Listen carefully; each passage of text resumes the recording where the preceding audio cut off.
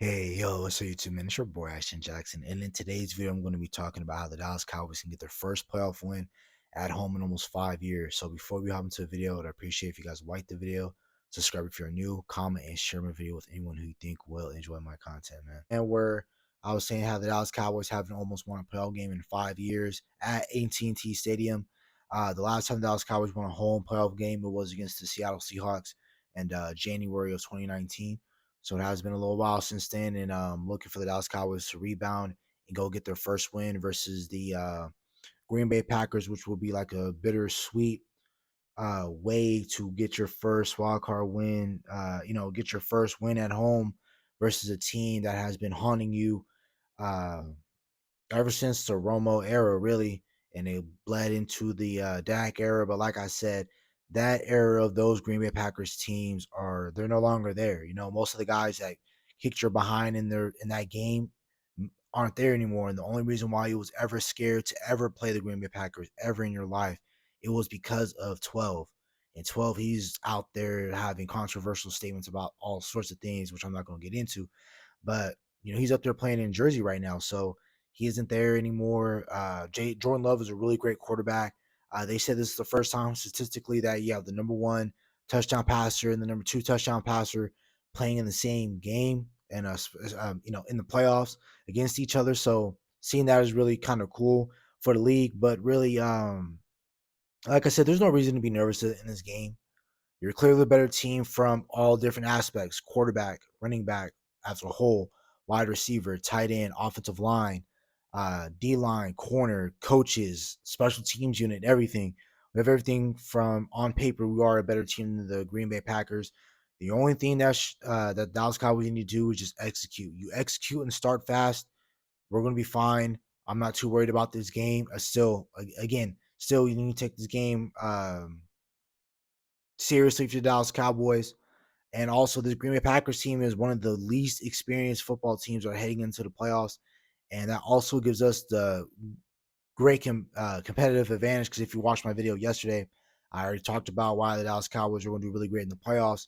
And the main reason was because we are one of the most experienced football teams in the league. And that's why you always see the Niners in the playoffs. You see the Chiefs in the Super Bowl. That's why they're constantly playing the big games because they're so experienced from every single position.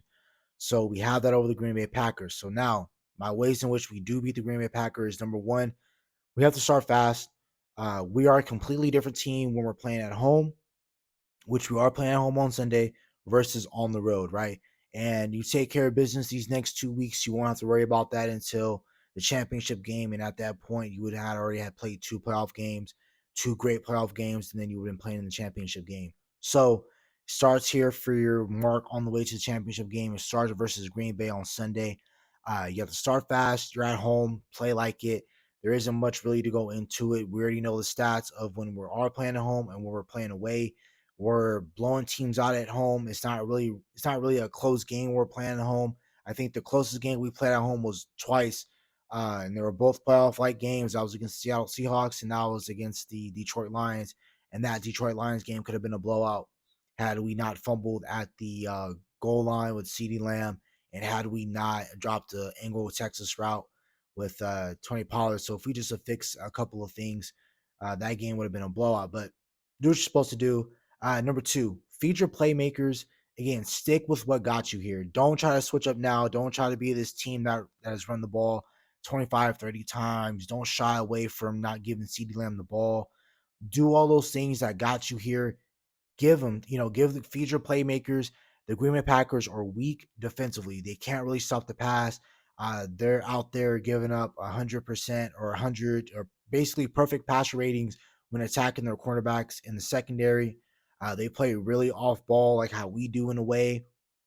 They play almost 7 to 10 yards off the ball, and they're giving a lot of wide receivers a lot of room to do what they want to do. And when you're playing against us, that plays right into our hands. C. Lamb is great after the catch. He led the league this year in 680 yards after the catch. That's the reason why CeeDee Lamb is so uh, generationally different, because once you throw him the ball, he can make 2 or 3 guys miss and go score a touchdown.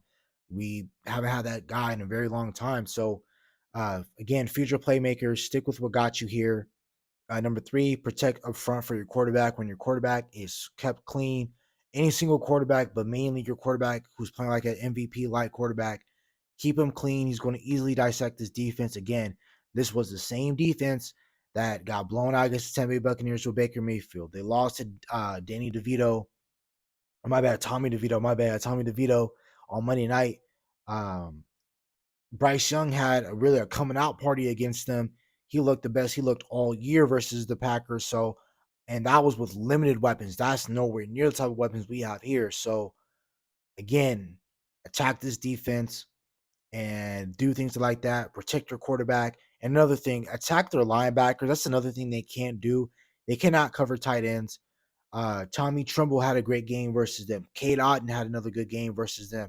Um, Most of the top tier tight ends that they ended up playing this year had great days against them because they just can't cover the tight end. So this is a Jake Ferguson game, and don't forget, Jake Ferguson went to Wisconsin, so this is probably a game he wants to go out there and go show out. Again, this is he played college there and everything like that, so feed him. The run game continued dominating. Pick up where we left off week 18 versus the Washington Commanders, where you ran for almost 125 yards on them. Keep that going. You can run on this football team, but again, like I said, once you feed your playmakers, you protect your quarterback, you attack their linebackers and attack their secondary.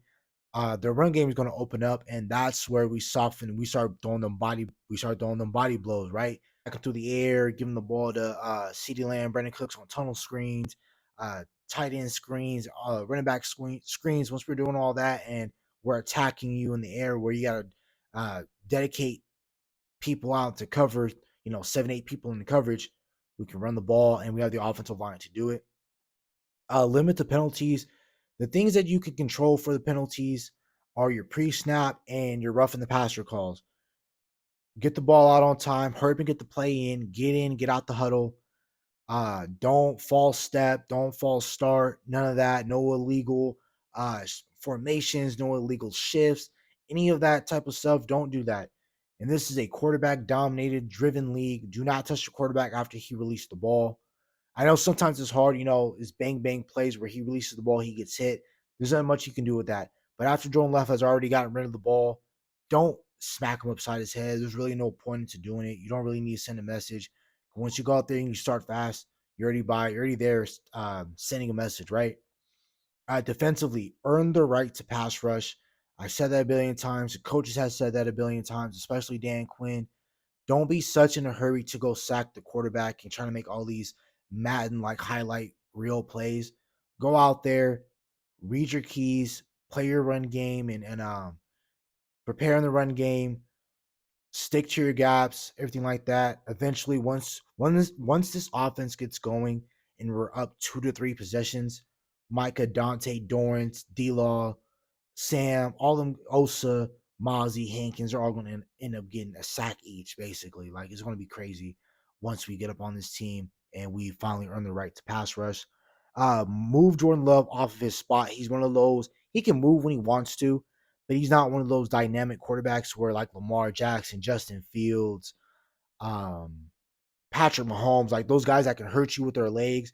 But like I said, Lamar, Justin Fields, those type of guys, Jalen Hurts, they can burn you with their legs. But if once you move Jordan Love off his spot, he gets very uncomfortable. He gets very scared, very gun shy. And like again, this is his first year actually starting in the league.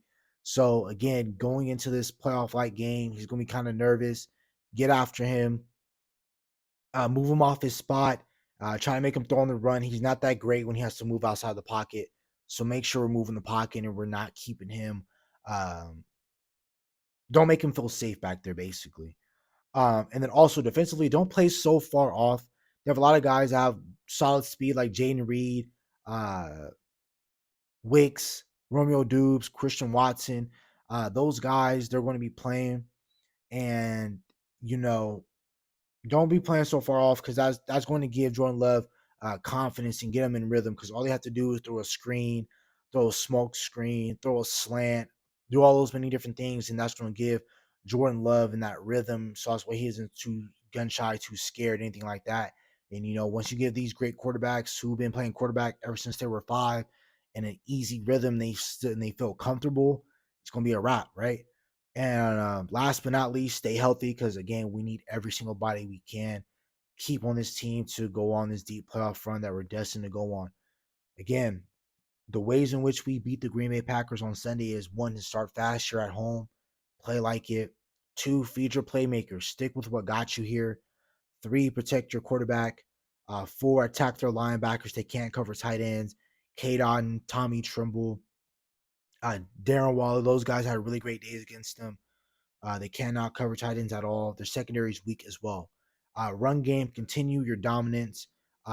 Continue, pick up where you left off week 18 to now.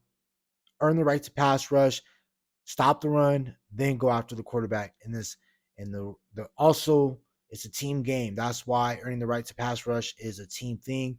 Once your offense gets up, then we can unleash the hounds and do what we want to them defensively. Move Jordan Love off of his spot. Don't play so far off. That's going to give quarterbacks confidence to get in rhythm.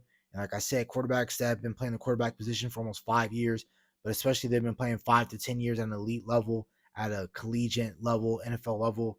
Don't give those guys confidence. They will burn you. Last but not least, stay healthy because we need everybody on this road to the Super Bowl. That's about it for the video. Hope you guys have a nice day. Stay safe, stay blessed. Bye.